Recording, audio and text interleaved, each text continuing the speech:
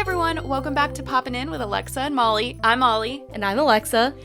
And Alexa and I had such a pop culture weekend. We really did. Beginning to end. It was such a lovely, just such a, I felt like a fairy. Yes. You know what I mean? If you don't, why would you know what we did on the weekend? Yeah. But there is in Richmond, it's a film collective called Good for Her Films. Shout out to them. And they are putting on a film series that's it's called As You Wish film series. So they're doing Knight's Tale. I was going to say Bride. Well, so Princess Bride. Yeah, so they did the first one was Romeo and Juliet, which is the one we just saw this weekend. It was the Leonardo DiCaprio and Claire Danes version. Yeah. And then they're doing Knight's Tale next weekend. Yes. Ever After with Drew Barrymore, and then Princess Bride. Yeah. So it's storybook, fairy tale, romance movies. And it's at this place called Agecroft Hall. If you're in the Richmond area, check it out. It was beautiful. It's literally this Tudor mansion that they brought over from England, brick by brick 100 years ago. And we sat out on the lawn, and they put a big screen up, and we had our little charcuterie picnic, and wine. The sun was setting. And it was beautiful. The vibes were high. It was great. The vibes were so high. I literally reached a flow state while we were sitting there. Yeah. And I had never seen that Romeo and Juliet before, and it was wonderful. I really enjoyed it. I'm glad. And I realized the beginning was a little sketch at first. I was okay. I could tell that you were what is this vibe at first? And the thing is, you would ask me a couple questions about it, and I was I have not seen this film in probably 10 to 12 years. So I was you were I'm trusting you. When you said that when we were trying to take pictures of the title card, I was oh, you should not. And then I looked it up, and the title card had already come 2 and minutes gone. ago. It had come and gone. It was such a cool concept, though. It's obviously it's a Baz Luhrmann movie. If you haven't seen it, it's literally Romeo and Juliet, as it's written, but it takes place in the 90s in Venice Beach. Yes. And so it's cool, the way they talk. And shout out, what's his name? What's the character's name? Mercutio. That's one of the best characters I've seen in a movie. It was great. And so when good. this isn't a spoiler because it's Romeo and Juliet. So when he dies, everyone was so quiet.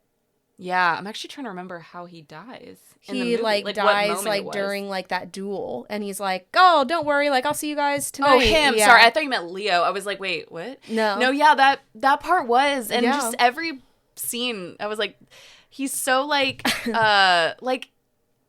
I don't know. It's just such a great character. It really is. And the event was great. You walked up and they gave you these little trinkets where it was a little tiny bottle of quote unquote poison, whatever it was, and a little sword. And then you could do a craft. You could make a little fairy stick. It was just such a shout out to Good for Her Films for putting this on. It's really cool. We should tag them. Yeah, for sure. It was really cool. It was a really good event. And it was just lovely. And I was you know what? You were probably one of the only people who would do this with me. So I'm so glad we were there to share it together. Yeah, it was good. Beautiful. So I think I would say that's what I'm popping in with this week. Okay. What I'm popping in with is the Amazon Prime adaptation of The House of the Spirits, which is based on one of my favorite novels. It's by Isabel Allende, and it's about this intergenerational story, and it's kind of a magical realism, but it starts in the 20s or 30s in Chile, because she's Chilean. Okay. And it goes throughout the life of this family and how they intersect with the Chilean Revolution, and it is one of the most it is one of my favorite books of all time, but also this adaptation was so good, and it is all in Spanish unless you do the dub, which no judgment, but a little bit. We don't like dub. The main actress who plays Clara, she plays a kind of an 18-year-old. She looked so much like Chloe Grace Moretz. You know who I'm talking about? Moretz, thank you. That I literally was maybe Chloe speaks Spanish. I was literally Googling it. I was maybe she's in this Spanish film. Well, it's a series, but it's on Prime. And again, I can't recommend it enough. Fantastic. But anyways, so yeah, I say give it a watch. It's fantastic. One of the best shows, beautiful shows I've watched in a while. I really loved it. Wow. Yeah. I love that.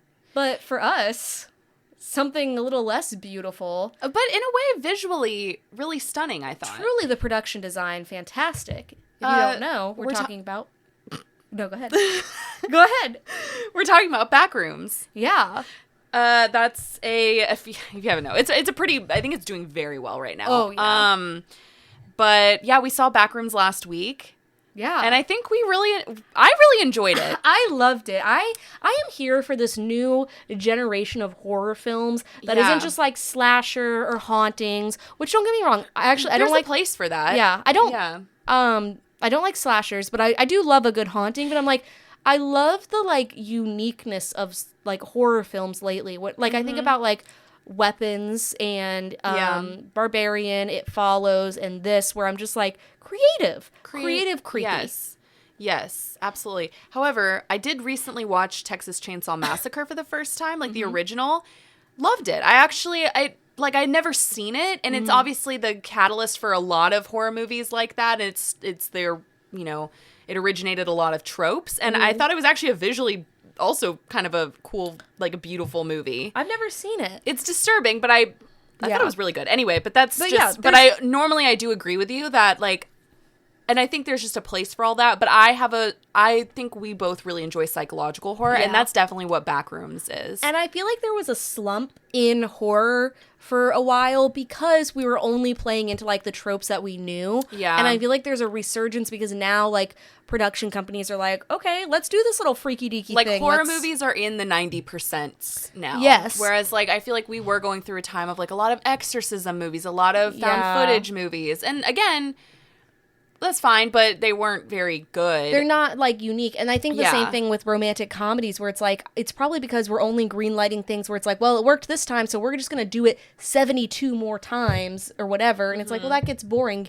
If you think about something like, if you think out of the box and do something creative, you're going to get something like Backrooms or whatever. And it's like, this is unique. Yeah. And I like that. It is unique. And it's unique in a way that it's not, because it is based on something. Yeah. But if you don't know, Backrooms is based on like this 2019 internet phenomenon. It was a photo that originally was posted on 4chan, which inspired the Backrooms phenomenon. But basically it's like this endless maze of what looks like abandoned corporate offices. It's like beige, everything's just beige, like beige walls, beige carpets, fluorescent lights, and it kind of looks familiar, but it's like the idea that it looks familiar, but it's something looks off, and you can't quite place it. Yeah. And so it's kind of the best known example of like the liminal space aesthetic, which is so huge right now, especially on TikTok. And basically, the idea was expanded on by a teenager named Kane Parsons. He created this web series, and he was eventually asked by A24 to direct this movie at 20 years old, which is so crazy. And I think that's what made this movie what it was. I think if anyone else had tried to make this movie, it would have backfired. Because I always think about, like the Slenderman idea. Like, I think that was also a creepypasta thing. And if they I always think like and they may have made a movie about it, but I always think like if they tried, it just probably wouldn't hit the same. Right. But I think having Kane Parsons do this, who is, he's so young and he's like a meme lord, like that, there's something to that. Right. Yeah. And I think I'm excited to see whatever else he does, because some of his directorial choices, did he write it or did he just direct? It was written by Will Sudik. But it was also, interestingly, Kane Parsons directed and co-scored it. Oh, interesting. Yeah, which is cool. But I think, his directorial choices are so good in just, the things that you see and, the way he shoots things. And so part of it is, found footage, but part of it is, you're in it. And I was I love that because, one, I'm a person where found footage can make me very sick. We watched Blair Witch Project because it was on a smaller screen. It didn't really, upset me that much. But I think if I had seen it, in a movie theater, it would have been, I think I'm going to throw up.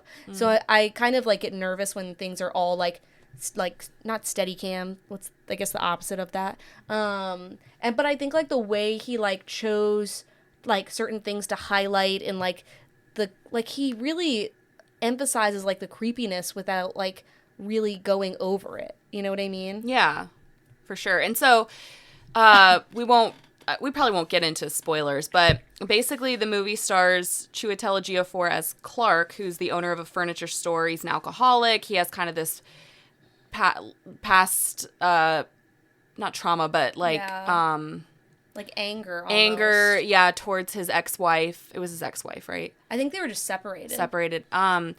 And he is, one night he's in the basement of a store and he somehow walks through a wall and finds himself in the back rooms. And he's like wanders this space for hours, and he basically returns and kind of maps out the space, and eventually he recruits. It was actually my favorite scene. This is the scene you were talking about with the found footage. He recruits his like associate manager and her boyfriend to like film the place. Yeah. And that part was so scary. That was like the scariest part, and I won't give any spoilers, but it's just like, it's just freaky the way they do it. Yeah. And the whole thing also, I will say, like when they're kind of exploring the back rooms, Chris made this point. He was like, it's typical scary movie stuff, though, where you're just like, why are you doing this? Right. Like, why are you walking further? Like, the whole time I'd be like, I wouldn't be doing that. Well, I always think, like, just call the police and be like, go through this wall with me. Yeah. See what's happening. Like, we need to do something about this. Right, you know? exactly. But everybody always wants to explore things themselves. I don't get it. But it also stars Renata Rainsby. I think I'm butchering her name, but she's from Sentimental Value. Yeah. She's amazing.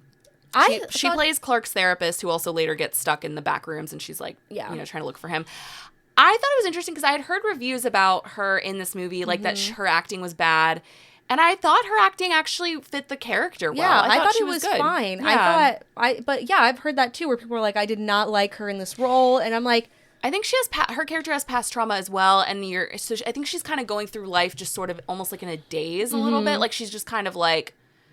Has no emotion, and I think that's what she's supposed to be. But and I think, like, again with the set design, like I didn't know when we started like what year it was, but I could tell without any additional information, like just looking at that store, I was like, this has to be early 90s, late 80s, and it was 1990. And I was like, wow, props to myself, but also to them for really, like, even down to, like, the lamps that, like, Renata has in her apartment. I was like, I have seen pictures of, like, my parents' house in 1990, like, with that style stuff in it. So I was like, that's, like... And the way they set up the back rooms and stuff, it's so well done. And, again, like, from somebody who knows... like, who kind of knows the lore behind, the lore of Backrooms. I thought this movie did such a good job of translating that onto a screen. Like, it was honestly so cool just watching the movie and just being like, wow, like, after years of, like, knowing, like, seeing this in a movie is just, like, so cool. And there's, like, a scene where he's exploring the Backrooms, and it's, like, a 10-minute long scene of him just, like, exploring it. And I was like, this is so cool. Yeah. Like, and, like, even with those scenes that are long, it's, like, that's okay, because you are on the edge of your seat the whole time. Like, because you don't know when he turns a corner. You don't know what's going to... Like, it's really... and there's some, like, visually very scary things. It's not all, like...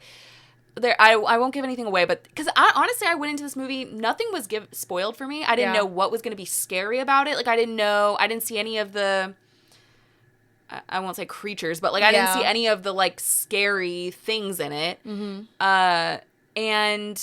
I loved that. So I don't want to spoil it for anyone else, because I highly recommend seeing it. It is very good. But I just think, like, visually it was really remarkable to look at. And I even noticed that they used, like, some of the liminal space music from TikTok in it. Like, and I guess he co-scored it, so that makes sense now. But I could just hear some, like, I was like, oh, that's so cool. Like, that's really cool. And I think it's all because just A24 trusted a 20-year-old.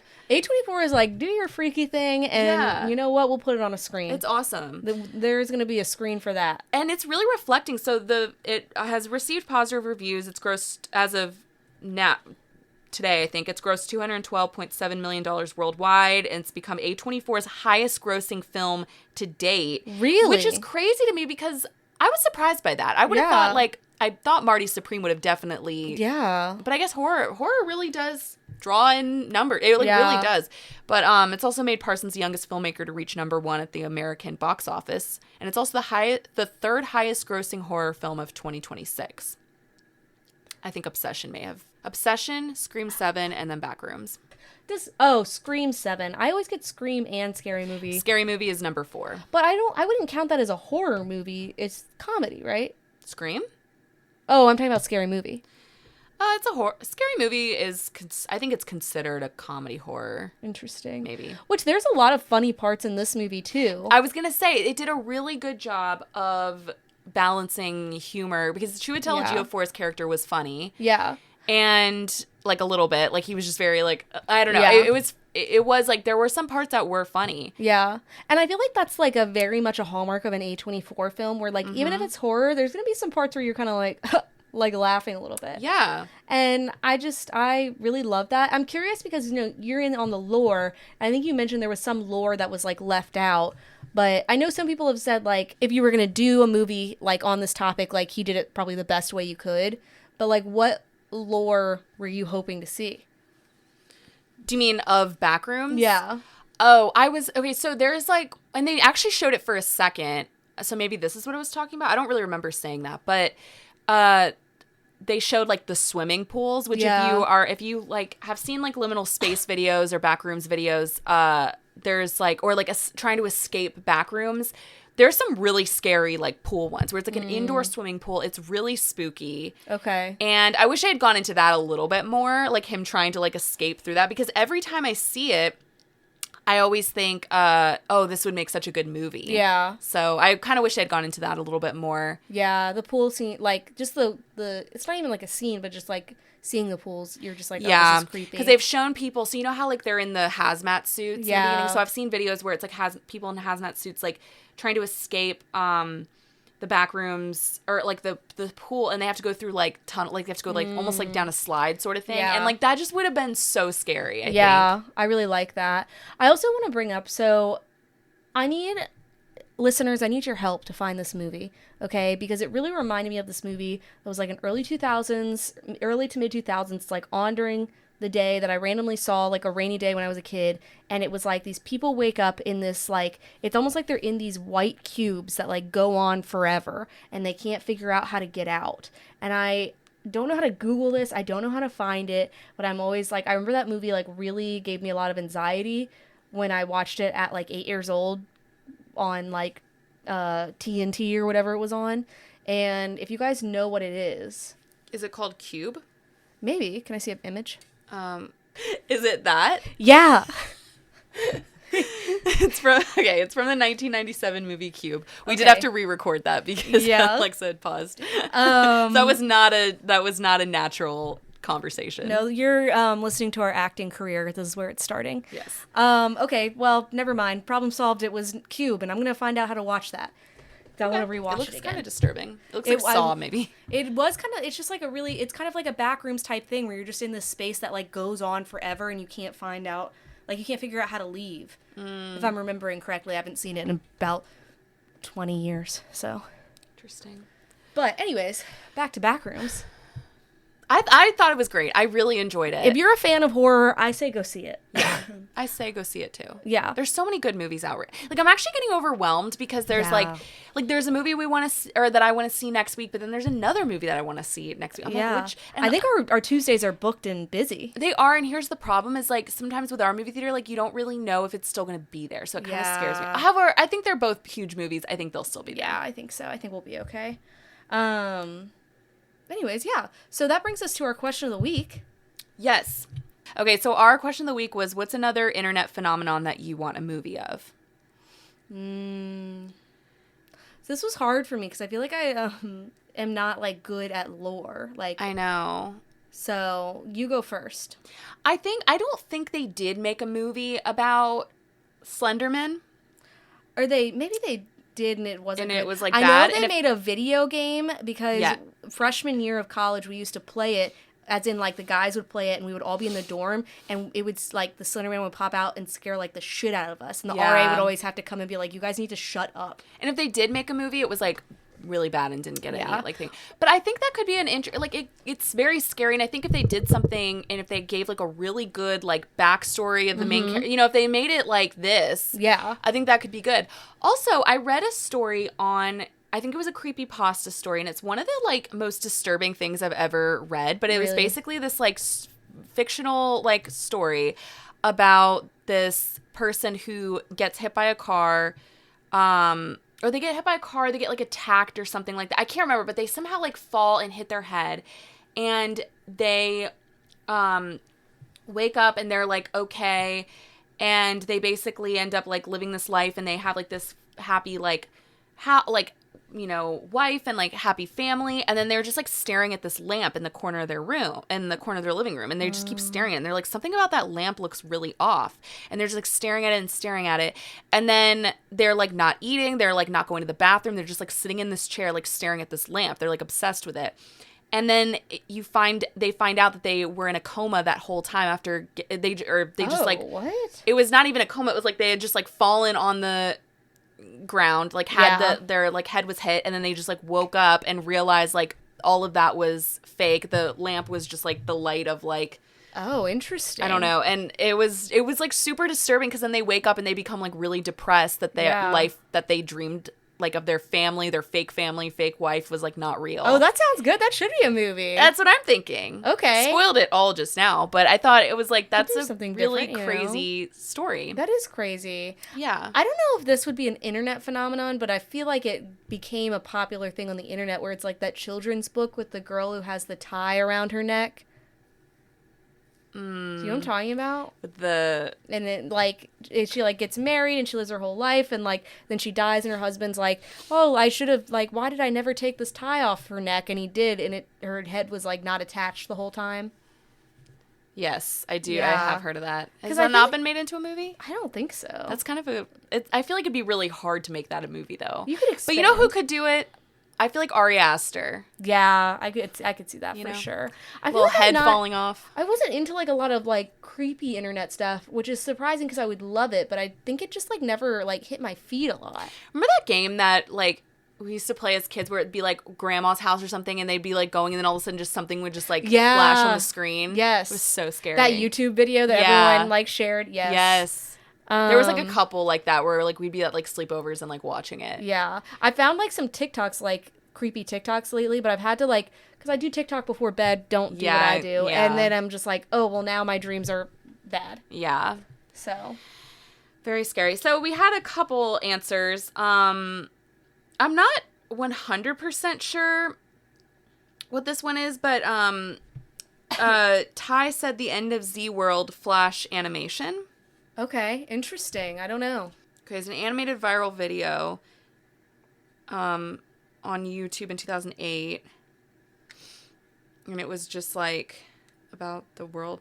Oh, so it depicted various countries reacting to nuclear threats. Interesting. Oh, okay. Okay. That's a good one. And this one was funny. Jared said a Devil Wears Prada / Cruella style movie about the blue, black, or gold and white dress. That was gonna be one of my answers funny. too. That's like so that. funny. I don't know. I feel like there's gonna be so many internet phenomenon movies probably now, and I think I'm kind of excited for it. I want an Avril Lavigne Melissa movie. If you guys don't know that conspiracy theory, no, but I want it. I think the thing with Backrooms is when they first announced it, and before I knew the concept and that who was directing, I kind of like. I remember thinking, like, oh, I don't know if I want that. That's going to be really bad. They're going to make it very... Because I'm trying to think of another example of a movie where they made it out of an idea and it didn't translate. It just, like, wasn't the same. And I was really worried that Backrooms would be that. Or I wasn't worried, but I just was like, I'll go into this movie kind of with, whatever. It might be that.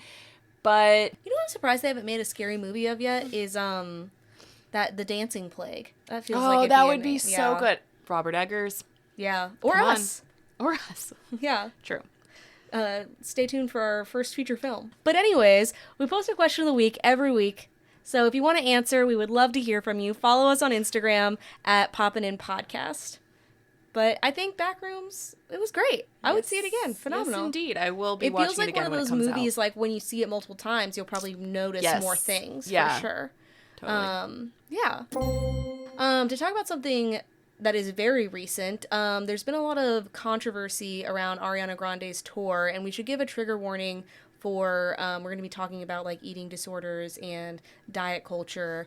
So just be aware of that. If you need to skip ahead, we post the timestamps in the episode description, and it's on our Instagram page. But so Ariana Grande, she just started her tour. It's called Eternal Sunshine, and people are really, really going off about kind of her weight right now. And I do think it's an interesting topic because I think we talked about this with the Wicked tour. It really got called out. People were talking about how thin she was then. And I would say she looks even thinner now. And the thing is, it's like there's, I feel like, two mindsets of like when you talk about this, where it's like Ariana has said, she's like, I don't want people talking about my body, which I get. And I don't think we should be necessarily talking about people's bodies like this and like judgmental. But also there's the mindset where it's like, well, you're a public figure who's influencing like a lot of people and a lot of young girls. And this is like what you're showing them. And so. And there's also, I think, she has a lot of fans and a lot of, you know, followers. And I think also there's that thing of people are just genuinely worried. Yes. And people are just pointing it out like, okay, you know, a lot of people are just pointing out like it feels like it's getting like even further. Yes, because even if you like watch her perform, you can tell like she's not really dancing or doing as much as before, and a lot of people have pointed that out and are connecting it to like it's probably because she is like so underweight. Oh, so, and that could be true. I also I've seen a lot of people be like, she's just so different now since playing Glinda. It's almost like, I mean, people have joked like, oh, she's like kind of lost her sauce a little bit. But it's like, she used to be so like she would really dance. She had a lot of like, she was very sassy. She just like, she was really like, she was bad. You know what I mean? Like bad is in a good way. Yeah. Yes. She's a baddie. And I just think like now it's like she's very... There's just a lot of things about this tour that's strange to me because like if you watch like the clips, it's like, yeah, you're right. She's not really dancing. She doesn't seem to have a lot of energy. Yeah. And I don't know. It's strange. I almost wonder if she just like was not ready to go on a tour like this. Yeah, I kind of thought she was like taking a break from music. I didn't realize she was like making music and going on a tour. And I want like people to know that none of what we're saying is like, it's not anti-Ariana. Like we love Ariana Grande. I think it's just kind of like when I looked up, it's interesting because like when you look up Ariana Grande on social media as of today, Monday, June 8th, the only things that came up were people being like, she is so scary thin. Like I actually found it hard to find things like that were just like about her tour. Yeah. But like news outlets obviously are not like covering it or anything. Yeah. Which is strange because you think like TMZ and stuff love that kind of stuff. And I think it's because of two reasons. Because we were discussing about whether we should even talk about this on the podcast. And when I was thinking about it, I was like, I think like the entire topic is very topical because there's the discussion of like, we shouldn't be talking about people's bodies in any way. And I think like that is both true because people will be like, well, she's unhealthy. We need to like make it clear that she's unhealthy. But if the situations were reversed and she had an eating disorder, say it was a binge eating disorder and she were overweight, it would be, people would be saying like, this is incredibly inappropriate to be talking about like her weight and her health in that way. And so I think like, it's interesting. There's this podcast called Maintenance Phase, and one of the hosts, Aubrey, she's like, people think that, you know, just because they use the concept of health as the umbrella that they are getting a free pass to talk about your body, but that's not necessarily true. Like, it's, if you think I'm unhealthy, okay, I'm sure like I'll talk to my doctor about it or whatever. Yeah. Like, I think it's, but it is also interesting when it's such a public figure.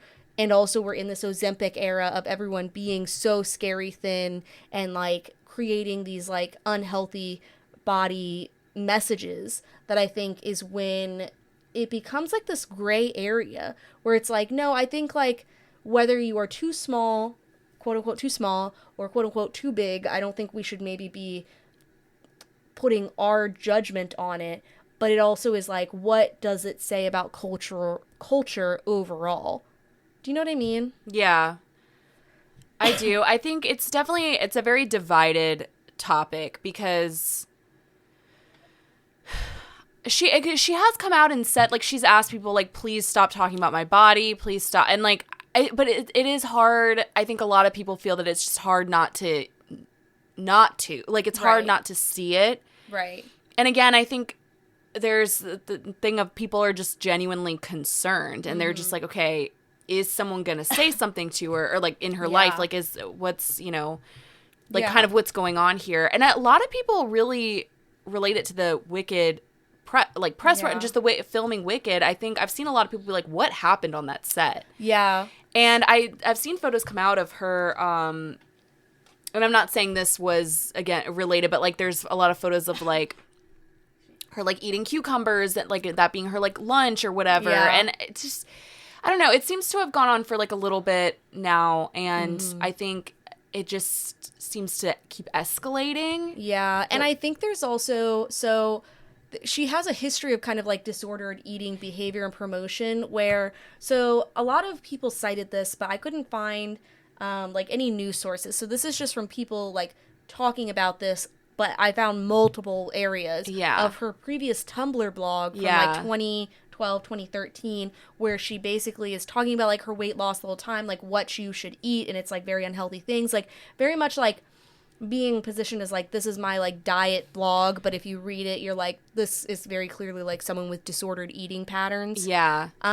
She also allegedly ran an Instagram account with her friend where it was like, and people think it's her because there's a couple reasons why. And again, this is alleged. I'm just saying what people are saying.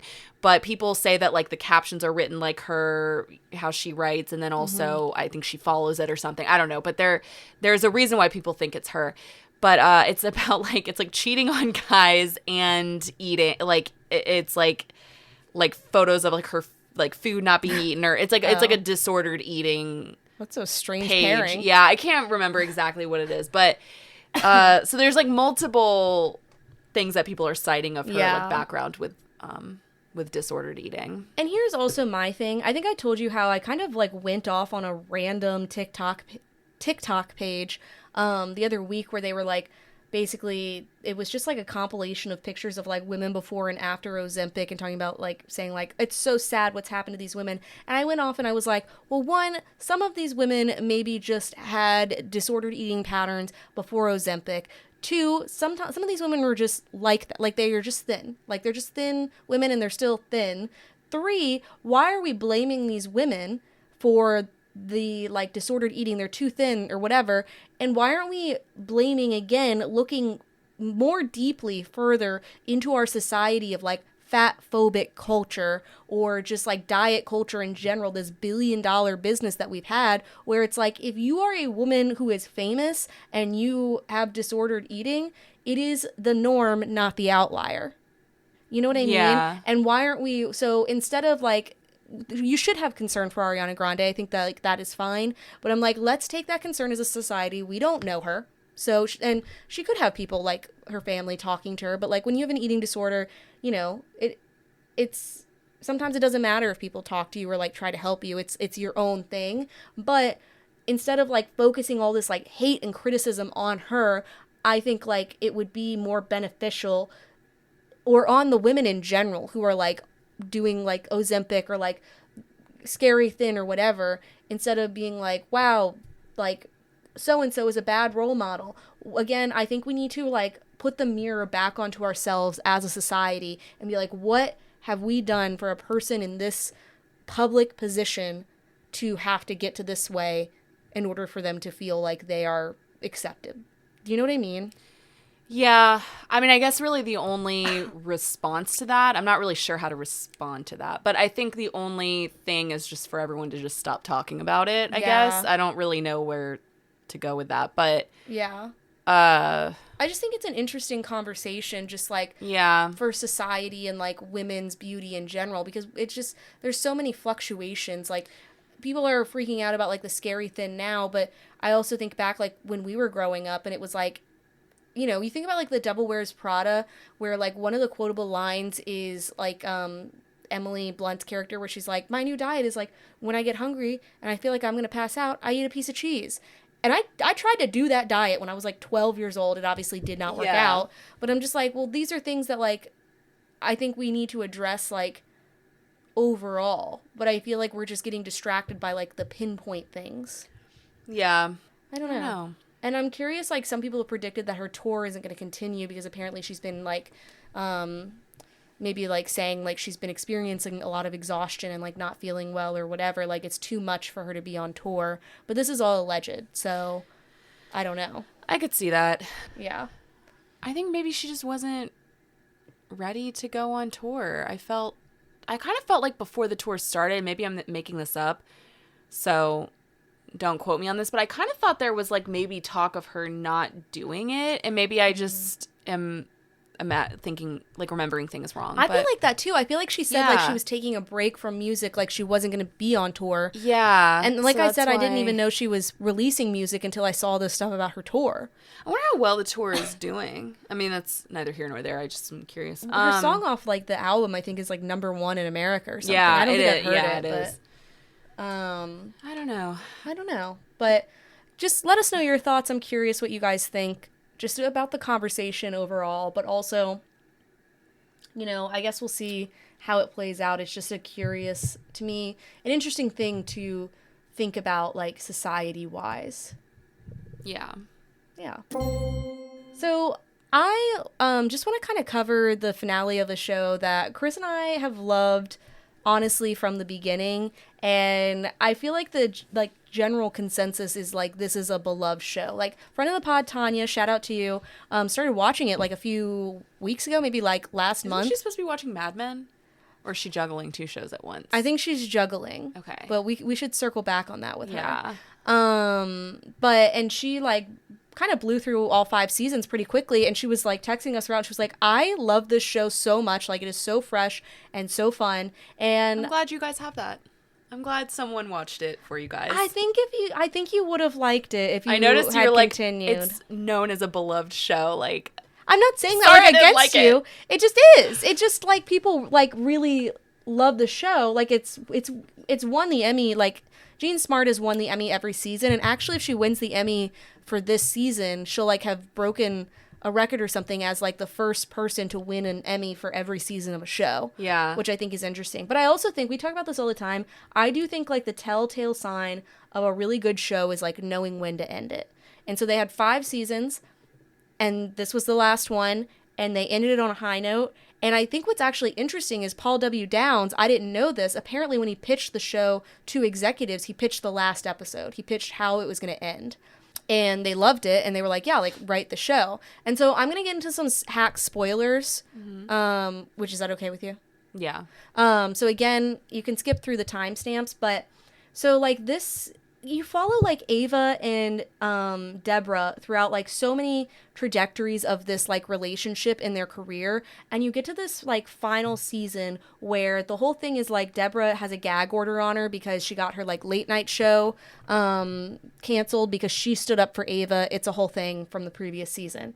So she's like trying to figure out like how can she still like have her career going.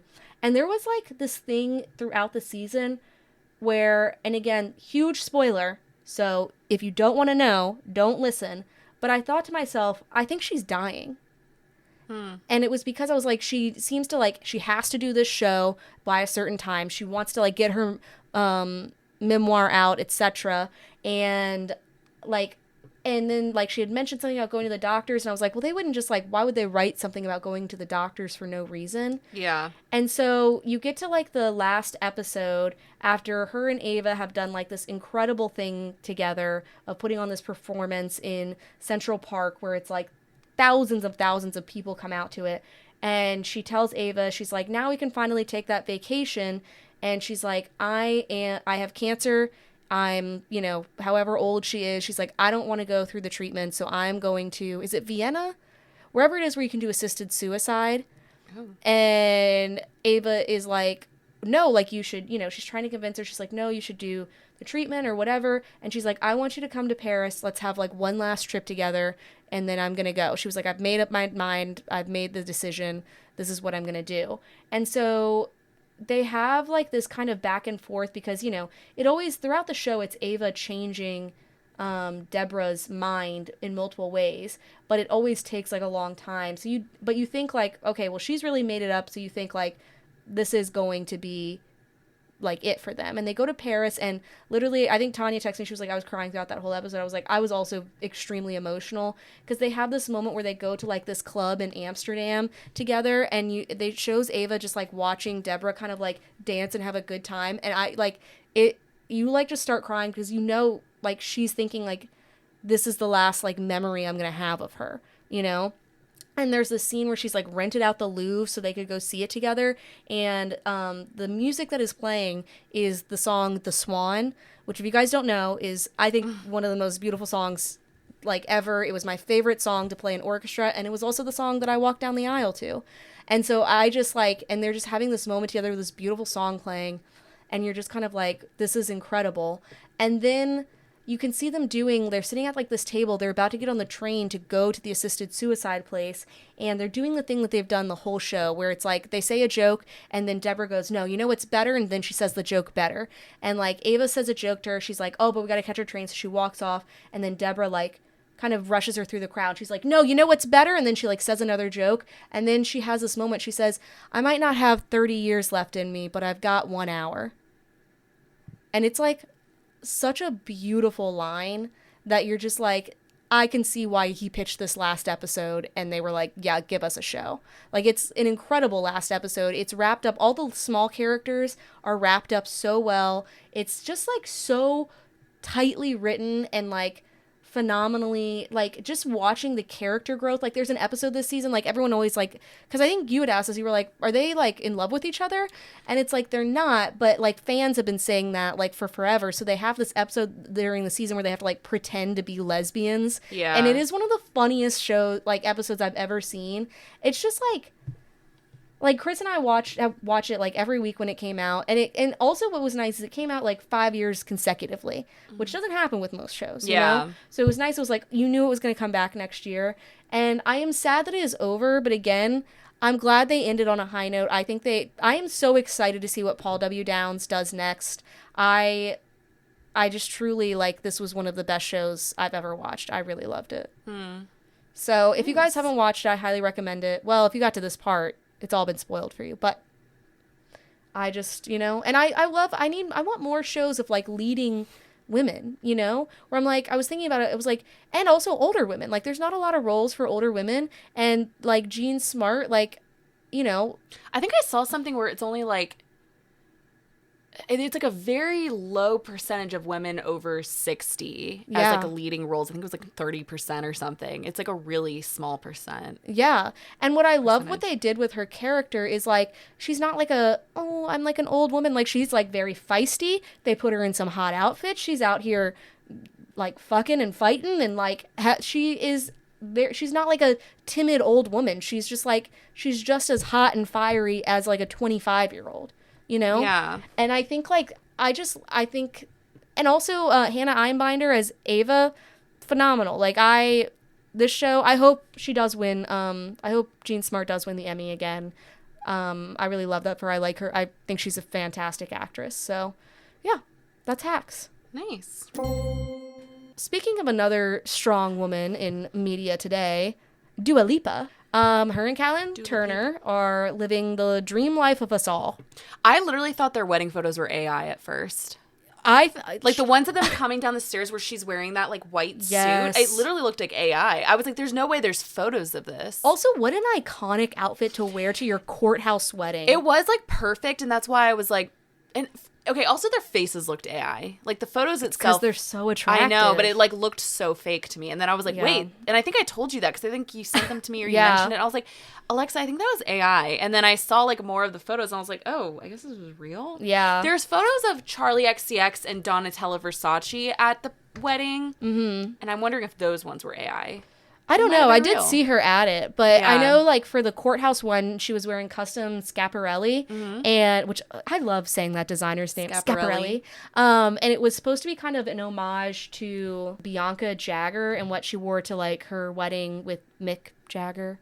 In 1971. Why are we always doing homages? Can we just... I was thinking that too. I was like, well, why don't we be an original? But I was like, especially for a wedding look. Really pulled it off. It looks great. I think that's interesting for your own wedding to do an homage to something. Yeah. Well, it also made me laugh. So they're having like a wedding week. So they're doing like events every day. Because she never goes on trips. No, exactly. And there's like she's wearing, I don't know what I don't know the design or anything, but it's like she's wearing this cutout back. I think it was for their rehearsal, like white dress. And there's this picture where Callum Turner's hand is just like fully on her ass. And I loved like the first comment I saw in that photo was like, Callum's always going for that cake. Yeah. And I was like, I would Wedding too. cake. Yeah. I was like, her ass looked great in that. Yeah, she looked so good. She is literally like the most beautiful person alive, genuinely. Yes. And apparently her wedding gift to her guests, I want you guys to know, mine was a custom bookmark that is basically paper. She's giving her guests, it's like an 8 or 12 set Le Creuset? Yeah. Set, like cookware set. That's crazy.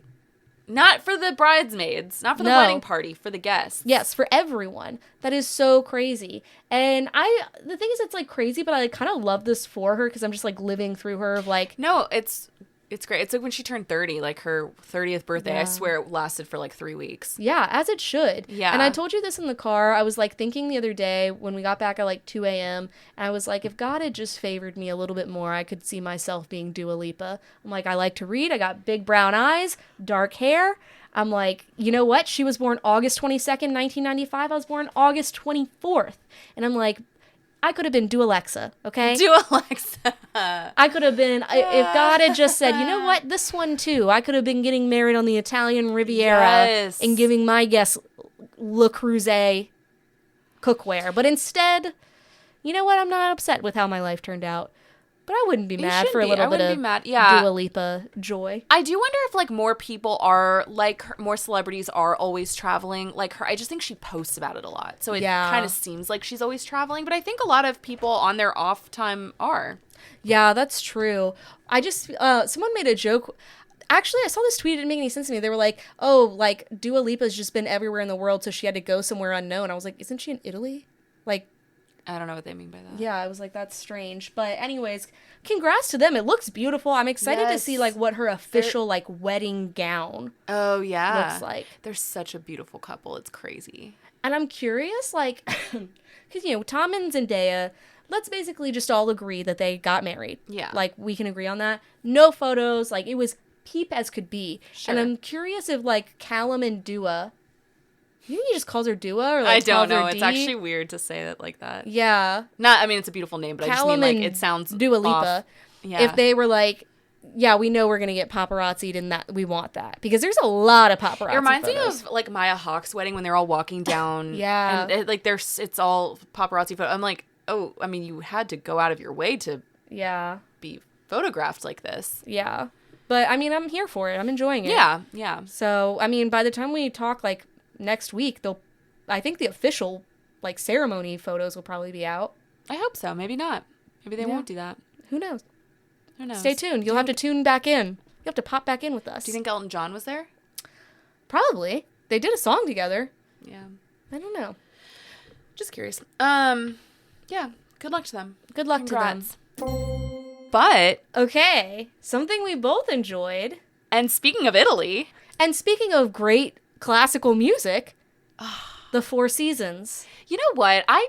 So you finished the show a little bit before me, and you said, I love this show so much. It's such a comfort show. And I was like, yeah, it is. I really like it. And then I finished it, and I was like, that truly made me so happy. It did. Like, it really is such a good show. I think I almost liked the second season more than the first season. I actually think I did too. And maybe it's just because you get to know the characters a little bit better, but I don't know. I think Steve Carell's character, they did a flashback to him. So we're talking about the Four Seasons. I don't know if we said that. Yeah, but on Netflix. And it's a great show. If you haven't seen it, we probably covered the first season, I think, last year. Literally, I don't even know if it was a year ago. They made a second season. I was shocked that this season came out so fast. Me too. I didn't even know they were making a second season. But I think the first season, if you don't know, it's based on the Four Seasons movie. And they are about a group of friends who, you know, they only, it takes place over their holidays and trips together in literally during the 4 seasons of a year. Yeah, so it's like 2 episodes per season. Yeah,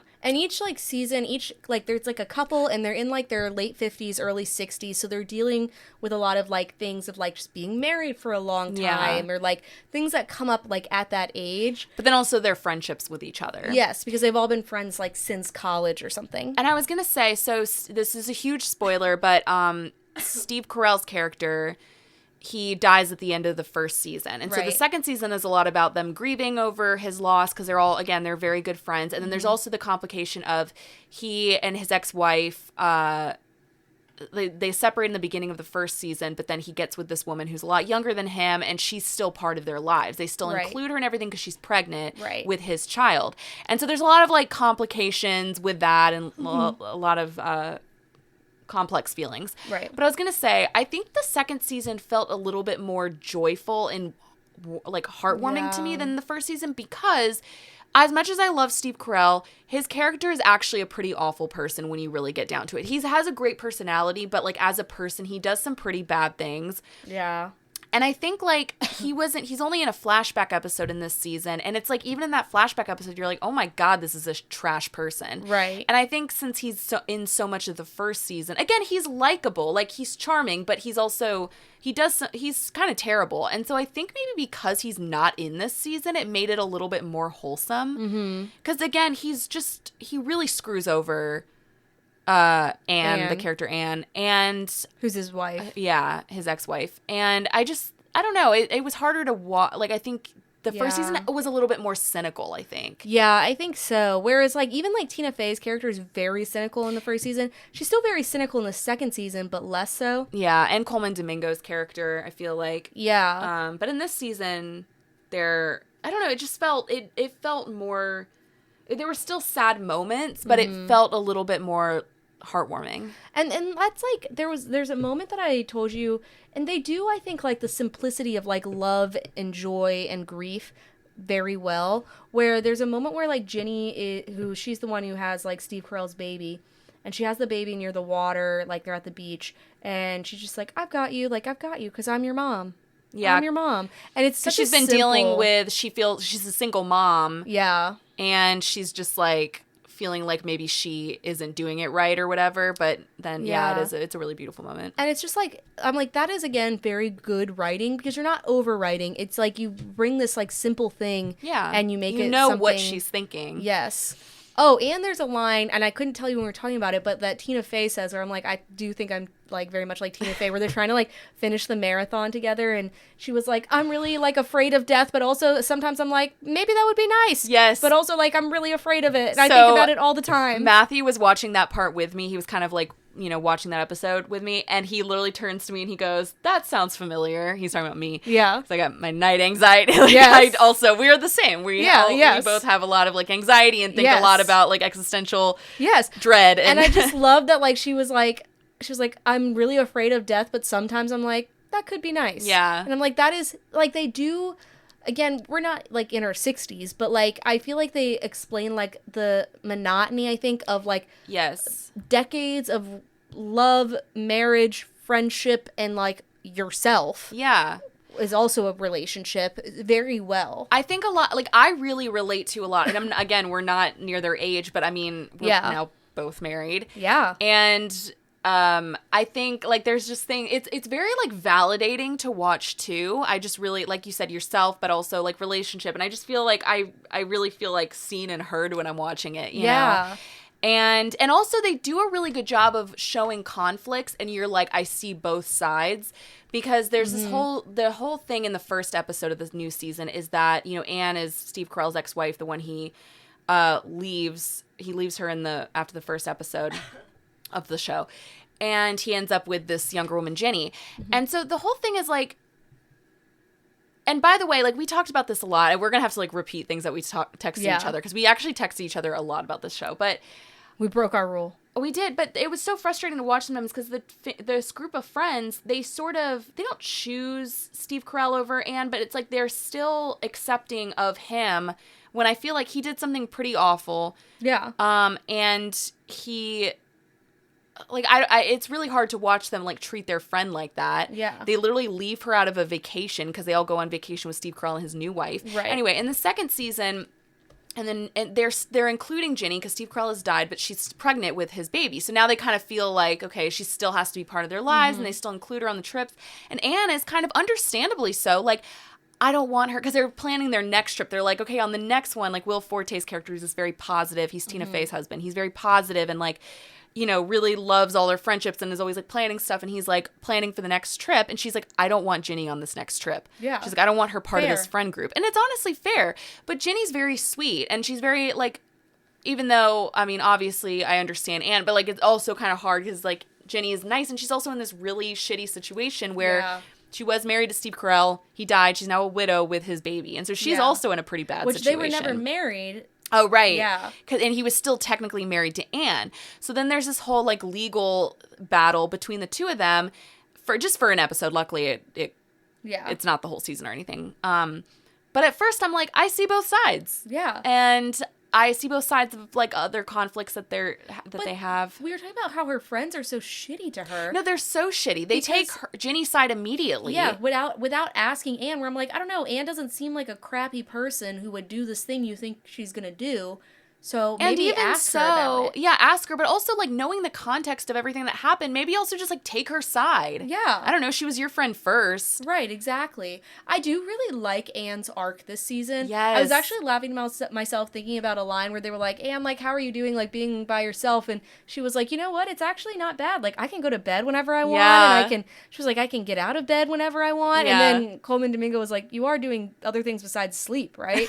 And I was just like, and then at the end, I won't spoil it, but I literally squealed when a certain person came on screen. And it was so cute too, the pants thing. Like, it was so cute, but also I was dying when she was taking photos of herself. Yeah. The like going between like Will Forte running the marathon and then her taking photos all throughout. I would just like have a smile on my face. Yeah. Because it's like with Anne, it's like this really thing. You're like really sad for her. Like you have this genuine sadness for her, but also like she's such a quirky, happy character that you're like also kind of happy for her too. But when she was taking the photos and she realized she accidentally took a vagina photo and sent it to that guy, Mark Brett or whatever. Anyway, I really enjoyed this season a lot. Oh, also I agree with you, Claude. So the last 2 episodes takes place in Italy, and Coleman Domingo's character's husband is Claude. He's Italian. I'm not sure who plays him. I'll have to look up that actor. When he is playing soccer with the boys, oh my God, I thought so too. Because, Daddy Claude. Yes, when you were texting me about him, I was like, yeah, he is very attractive. I was like, I think like everyone in this cast actually is really hot. But then they showed him in Italy, and he was like in his and he had the shorter hair. I think he was wearing sweaters, like his beard. He looked really good. He was fine. Yeah, he was. He was in his literal element. Yes, but they're all just like. It's just I love all the actors in the show, all of them, and it's so good. Okay, I wanted to bring up a slight plot hole to you, though. So, like, during the Thanksgiving episode, Will Forte's character kicks this turkey, and he's been training for a marathon, but now he can't do it because they show his ankle. The bruising and swelling, it almost looks like he broke his ankle. I guess it's a severe sprain. So then, so that's Thanksgiving. They're in Italy for Christmas. Tina Fey's like, there's a marathon happening here. You should run it. And he's like, oh, I haven't been training or whatever. She's like, no, you should do it. So then he does. He runs the marathon. I'm like, in what world? You saw his ankle, the bruising, the swelling from November to December. Yeah. Would you be able to run a marathon on that ankle? Like, there is no way. That was my only qualm with the show. Yeah, my qualm with the show, and I texted you about this already, but I thought it was ridiculous that in the Thanksgiving episode, Coleman Domingo, and he doesn't even announce it, it just kind of comes up in conversation with Tina Fey's character, who, again, these are all a group of close friends, and yes, they don't really probably talk that much, but you get the idea that, like, they go on all these trips together. First of all, how do they have the money to go on a trip every single season of the year? That's crazy to me. But which Tina Fey did bring up. She was like, we will not be coming back to Italy. Yeah. Because Will Forte's a teacher, so it's not like they have that much money, right? Probably. But anyway, you get the idea that these friends, like, they're probably not always talking to each other. They live separate lives, but when they come together for these trips and as like friends, like it's clear that like their friendship, they're back to like how they always are. You know what I mean? Mm-hmm. And I forgot where I'm going with this. Oh, but anyway, Coleman Domingo just tells her like, yeah, we're moving to Italy in 2 weeks. And I'm like, 2 weeks? That's crazy. Yeah. That you wouldn't tell your close group of friends. Like, I understand they probably don't talk every day, but it's like, okay, you should probably like text them and say, hey, by the way, Claude and I are moving to Italy. Yeah. That's crazy to me.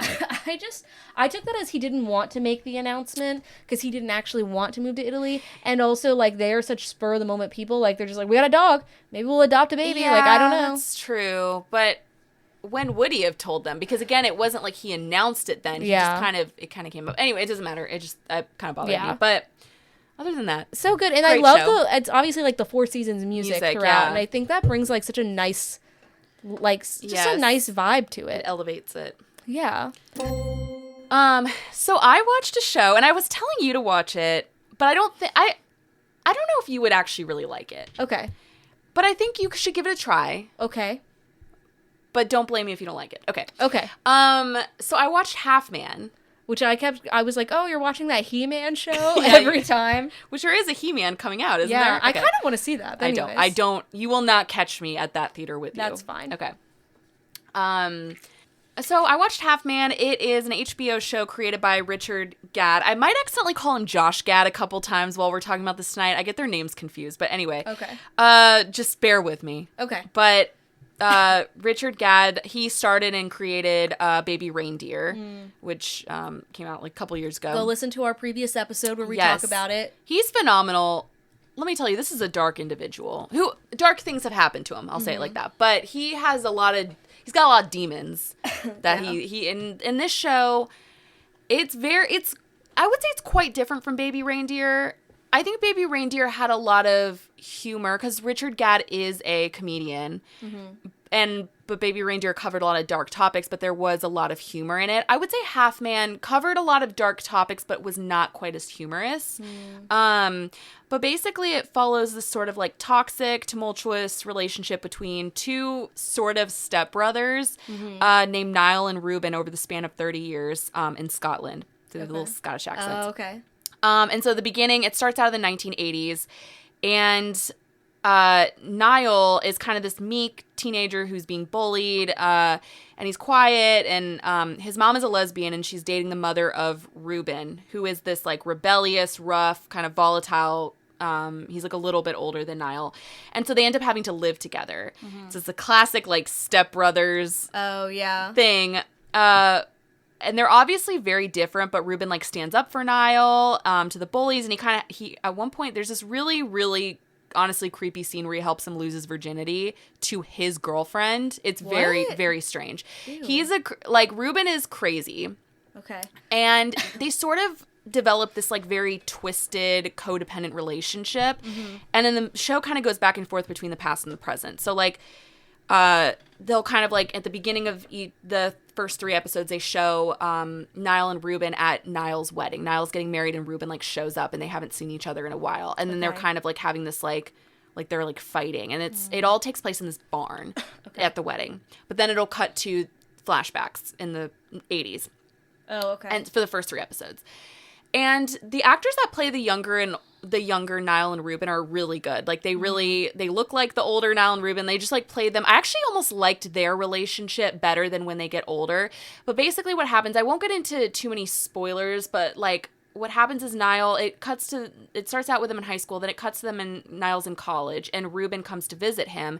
And Niall is struggling with his sexuality. So he's gay, but he doesn't really want to acknowledge that because it takes place in the 80s, and obviously... Niall is Richard Gad? No. Niall is Jamie Bell. So Jamie Bell plays the older Niall, but, like, I'm talking about when they're younger right now, so it's younger actors. And so, obviously, like, he's dealing with 80s, like, homophobia. He doesn't even tell Reuben because he's afraid Reuben will, like, get mad. And basically, he has this guy that he's into, and Reuben comes and visits him, and basically, so Niall, this was kind of crazy to me. I'm curious how you think about this. There's this character named Albie, and Niall and Albie really like each other, and Albie's, like, this very wholesome guy. He's very different from Reuben. So, like, he's finally, like, Niall's finally, like, meeting somebody else who is gay and who's open, and Albie's like, listen, I want to be with you, but I want to be with someone who's actually out. Like, I'm not doing any, like, secret, like, which is fair. But then he forces Niall to tell Reuben that he's gay, which is also, like, a no-no. That's kind of messed up, too. How does he force him? He literally, there's, like, this misunderstanding where basically he thinks that Niall told Reuben, and Niall didn't. He told him that he did, and he didn't. And so Albie is like, wow, I heard you're really accepting. Like, that's so great. And Ruben's like, what the fuck are you talking about? And then he kind of gets mad. And then Albie's like, oh, I realized, like, what happened. And he's like, Niall was supposed to tell you. And, like, starts to tell him. Oh, and then Niall's, like, trying to cover his mouth. And so he pushes Niall back. And Ruben attacks Albie and beats the shit out of him, like beats him to almost death, like literally messes up his face so bad. Oh my God. And he's a very, like I said, he's a very violent person. Mm-hmm. And so he goes to, he gets arrested and he's facing trial, and he's basically telling, I'm kind of setting up, I'm not giving spoilers, it's really just setting up like sort of the whole like relationship between the two of them. So basically he tells Niall, like, I need you to tell him that Albie was hitting on me and that I was defending myself. And Niall's like, I cannot do that. Like, that's not what happened. And so their moms suck, by the way. I hate the moms. Okay. They like, also, they always take Ruben's side and they kind of like hate Niall. And they're like, no, Niall, like, you need to say that he hit on Ruben and that's why Ruben like attacked him. Like, you need to do this for your brother. And Niall's like, well, it's a lie. Yeah. And he ends up on the stand. He's like, nope, that's not what happened. Like, so Ruben goes to juvie and he goes to jail. He gets out years later, and now then it cuts to the future, and they're, like, adults. And so I won't kind of get into, like, more spoilers, but they basically are just, they have this really, really, it's like a codependent but very volatile relationship. Mm-hmm. And it kind of just, the whole show just sort of explores, like, just kind of the, you know, destructive nature of toxic masculinity and like repressed sexuality. I actually thought when the show started, I really thought it was going in a direction of like Niall and Ruben were gonna like have like a sexual relationship, but because they're not like actually related. No, they're like kind of stepbrothers, but not even stepbrothers. But it's just Niall who is gay. Ruben's not, but he just has sort of this like kind of weird like possessive hold over Niall. And I don't know, in a way it sort of reminded me a little bit of adolescence, like the things that they touch on. It's really big on like the manosphere, like toxic masculinity, because Ruben's like this very, like, Matthew was kind of watching some of it with me, and he was like, I feel like he mentioned, like, he was like, I feel like I know somebody like that, like, and it's somebody that we used to know. And he was like, he really reminds me of so-and-so, because not like, he wasn't like violent like him, but he was like, he just really reminds me of him. And I feel like we all know a Ruben. Yeah. You know what I mean? I'm also curious because I feel like, you know, we have like the toxic masculinity, like manosphere culture, I feel like globally right now, but I do feel like it must be very present in British like culture and media, even more so than here in a certain way, because I mean, we have adolescence, we have I was about to say He-Man again, Half-Man, but also like when I like consume British culture as I do regularly, giving my visa, where's it at? UK. Anyways, maybe I don't want to because it's all manosphere. Like, people are talking about the manosphere and like toxic masculinity a lot, and I do think it's a problem in American society. Do not get me wrong, but I'm like, it must be something. We've got Andrew Tate. Yeah, so I guess maybe that's really like the but I'm just like, something is really going on over there across the pond. Across the pond. I think it was an interesting show because there were times where it felt like the dialogue, I don't know how to say this, but I don't think it was as good as Baby Reindeer. I think for us, like a sophomore show, like for his sophomore show, I think it was very good. And then there were times where I was like, it never went the way I expected it to. But also like, the way that the characters were written, like sometimes they would really, like, Ruben pissed me off a lot because I was like, I felt like Niall was getting blamed for things a lot that I was like, why isn't anyone seeing, like, especially the moms? Like, I was like, Ruben is clearly the bad one here. Like, I'm not sure how it ended up on Niall. Like, they kept kind of referring to him as like a rat because he wouldn't defend Ruben, and I'm like, let's go back. And I didn't really know, I don't know a single person who watched the show except like on Twitter. I was seeing a lot of people talk about it, and a lot of people were kind of calling Niall like sort of like, I think a lot of people saw him as kind of this like loser, and it's like, well, he wasn't gonna lie. I mean, he was literally asking him to lie for him just because he's his brother. He did something really awful, like he almost killed a guy. And It just was, but it's interesting, like, the characterization and the writing was, you really feel like you're like, wow, I feel like I'm in this situation with them. You know what I mean? I really enjoyed it. It's a brutal 6-episode watch. Like, it really like it is. Was. Yeah. He got really ripped for the role, I think. Oh, yeah.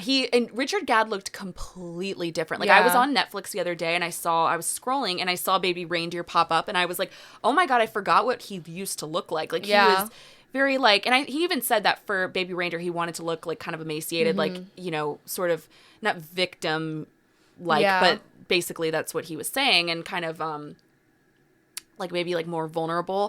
But and the interesting thing, he wrote Half Man, and he had actually written it before Baby Reindeer. Oh, interesting. And when he cast Jamie Bell in it, Jamie Bell's really good in this show. He cast Jamie Bell in the role of Niall, and Jamie Bell was like, oh, are you playing Reuben? And he was like, oh, I hadn't really thought of that, but I guess I will.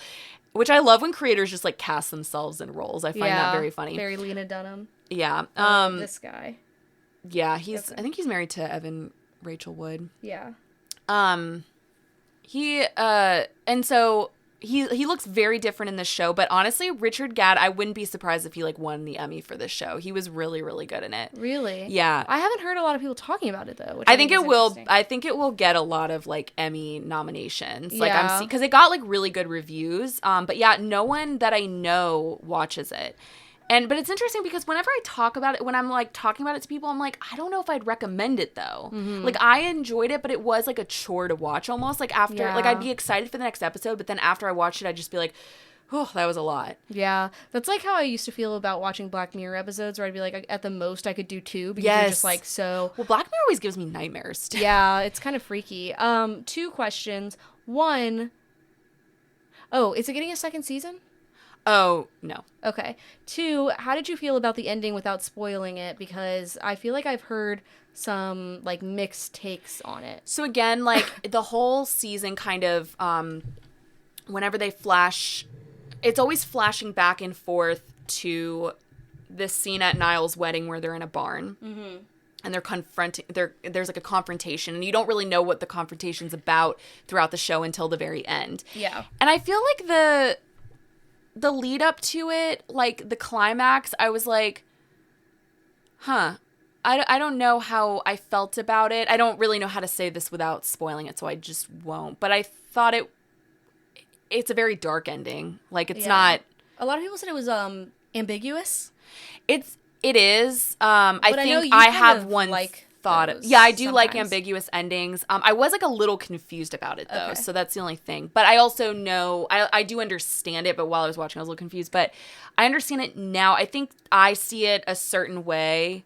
I don't want to say it on here. I don't want to spoil it, but I see a certain way of, like, it had to have ended like this. Yeah. And that's how I see it, but I think...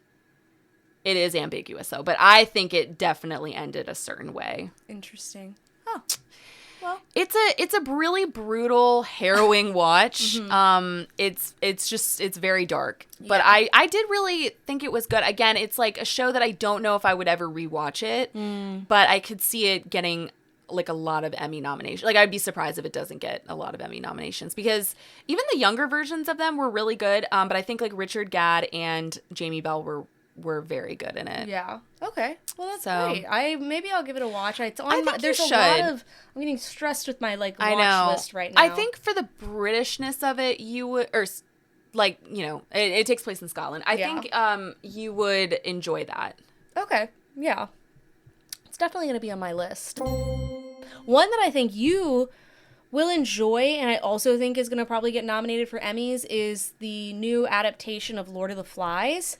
That's another one that I actually have not heard a lot of people talking about, which I thought I would. I except did too, you. But it reminded me of, like, stylistically of just, like, you know when you watched Ripley and we were like, this is just, like, so beautifully shot? Yeah. Like, the way that it's only 4 episodes also, which I didn't realize. Yeah. And each episode is from the perspective of the main characters, Jack, Ralph, Piggy, and Simon. Piggy. I know. Which also... I hate that that's his name. The way I remember it is because I think I mentioned these guys in high school. We had to make a rap for our English class.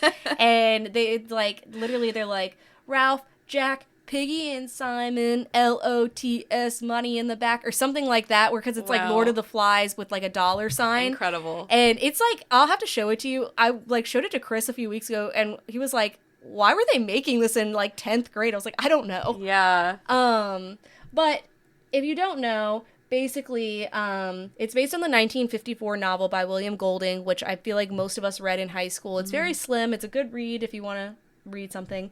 But so they've had 2 movies made of it in the past, in 1963 and 1990. I would say both of them are like bad. Yeah. The 1960s version is what we watched in my honors English class when we read this book, and I actually kind of liked it. But it is bad, but I liked it. Yeah. Because I was really into Lord of the Flies. That's why, again, I think you would like it because I know you like Lord of the Flies, and I just think you would appreciate like how like just artistically conveyed the story is. Yeah. And so it's this version, it's a Netflix adaptation, but it's like from the BBC.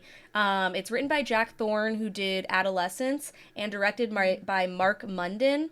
And it like these are some of the best child actors I've seen on screen. Yeah. Like, and they do these like long, prolonged shots, especially of like the little kids' faces. Like, because there's like, you know, the older kids are like maybe 9 or 10, and then they have like 5 or 6 year olds. And if you don't know the premise, it's basically like their plane has gone down. It's these group of boys who are stuck on an island together, and like chaos ensues. And so it's like this version I think is interesting because each episode again is focused on one character, so it kind of gives you like a little bit more background on that character, whereas in like the novel and I think in the movies, like each of the boys is like a little bit vague in a sense, like they have their roles, but as a person they like their kind of emotional background and stuff isn't maybe conveyed, whereas this one gives you more of like a look into like who these boys are as people, which I think is really like phenomenal. And again, just like the lingering shots on these boys' faces, I think really just shows you like the humanity of them, which is interesting. But again, like I just can't convey enough, like it's just a beautifully made show. Like the way they use colors, it's not in black and white, but certain like scenes feel like it's almost in black and white with like these splashes of color and like the anger. And again, the kid who plays Piggy, I didn't write his name down, but he's so good at acting. I'm like, that is give him an award. Like he is fantastic, and just all like there's not a dud actor in the group, I'll be honest, and like that doesn't always happen. Which is hard with kid actors, and it's usually it's very impressive when like children are actually really good. Yes, and some of these are really young kids, and I think like it's just I can't recommend it enough. Again, it's only 4 episodes. Each episode is maybe 45 minutes to an hour, so you could watch it like as like if you're wanting to watch like 2 movies or something. And most of it was filmed in Malaysia, which I think is interesting. I always think I'm like, this must be where they filmed Lost because it looks the same, but it's not. Filmed Lost in Hawaii. Yeah.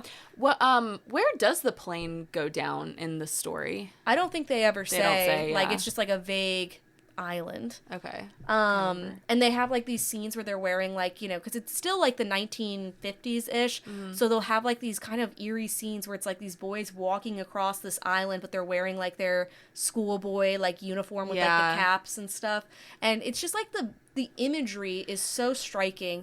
And I think Jack Thorne is really just interested in like the literal adolescence of boys in a certain way that it feels like, of course, he would make what I think is probably one of like the best adaptations of screen or book to screen I've seen. Like, again, phenomenal. I think he like adds things that are like, he really is understanding like William Golding's vision, I think. Yeah. So I highly recommend it. I do think it'll get nominated for, I'm like, if it doesn't, I will be surprised. Yeah. Because it's just like, again, it was like, you were just like watching like art. It was so good. So that's Lord of the Flies. Nice. Maybe I might give that a watch. If I give it a watch, you can watch Half Man. Okay. Well, I just coughed into that hand. Yeah, I won't make you shake that. But thumbs up to that. Thumbs up. And so our last topic is an interesting one that this kind of just came across my feed, and I was like, whoa, is it 2008? Yeah. But apparently Kid Cudi and M.I.A are feuding. And so to give you guys a little bit of background, so this is like very recent, but Kid Cudi booted M.I.A off of their tour after a viral rant she made on May 2nd during a Dallas performance at Dos Equis Pavilion. So she like gave this monologue where she was like booed, and during it she said things where she said, "I've been canceled for many reasons. I never thought I would be canceled for being a brown Republican voter. I can't do illegal, though some of you could be in the audience." Like she's saying like some of you could be illegal.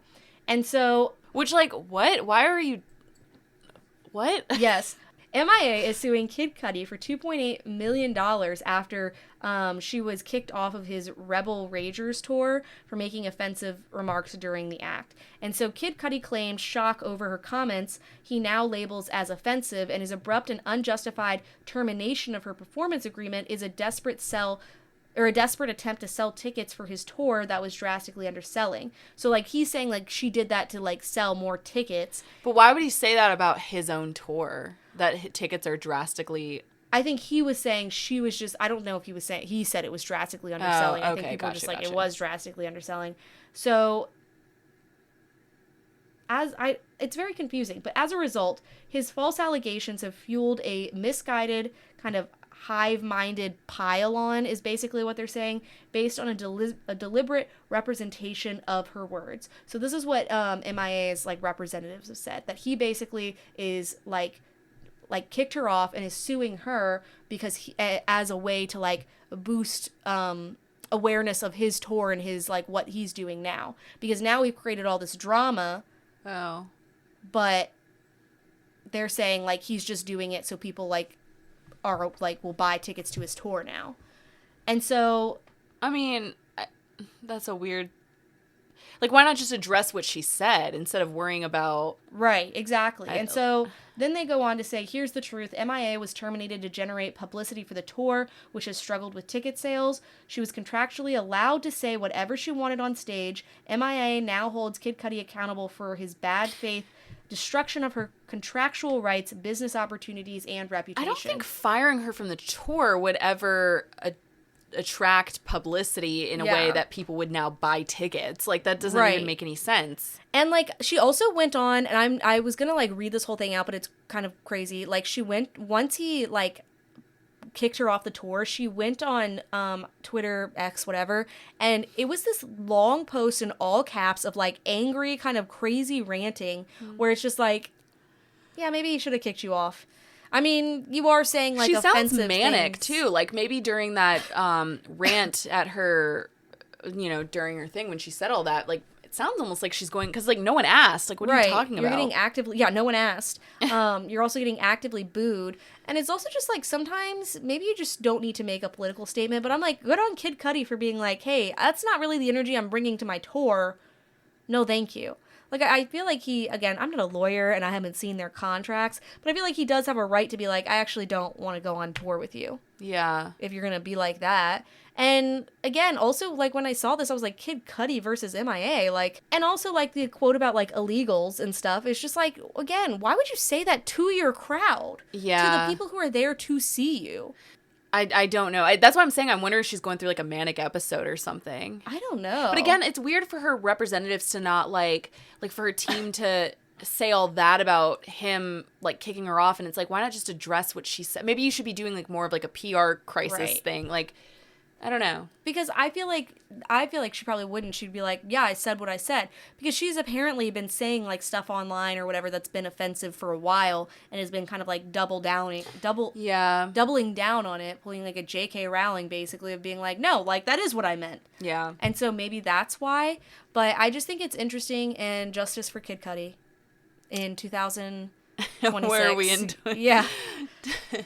I was just like, what? Also, I will say, though, I meant to tell you this when I went to go pick you up for our little movie date the other day. I had to, like, drive, like, past my high school and stuff, and I was listening to, like, mid-2000s hip-hop bangers, and I was like, nothing like driving through your hometown listening to the same music as, like, 20 years ago, almost. Yeah. And I'm just like, not much has changed. Feels pretty euphoric. Here I am. Yeah. 6 foot, 7 foot, still blasting in my car. Yep. Still making illegal lane changes, you know? Just kidding, sort of. Hometown girls. We have lived in other places. Yeah, we've done things with our lives, and you know what? Williamsburg is a lovely place to live, so why would we leave? Yeah. We left and came back. We left, we came back, we saw, we conquered, and then we went back home. Yeah. I love Williamsburg. I do too. And if you guys haven't come, you should come visit. Yeah, don't stalk us though. Yeah, maybe a little bit, but don't stalk us. Let us know you're coming. We'll give you Rex. We know where to go. Yeah. I think that's all we had for you guys today.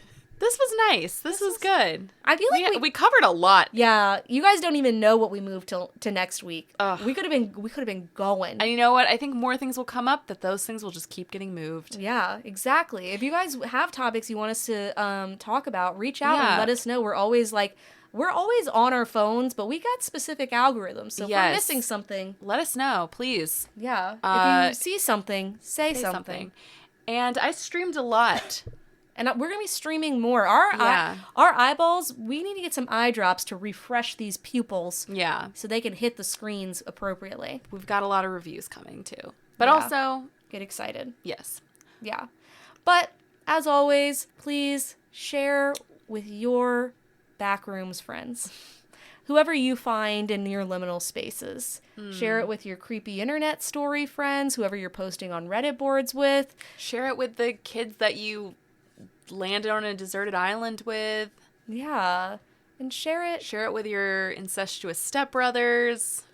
Honestly, absolutely. Yeah. That's actually, put that at the top. Yeah. Yeah. Move that up. And while you're doing that, we'll see you next time. Bye.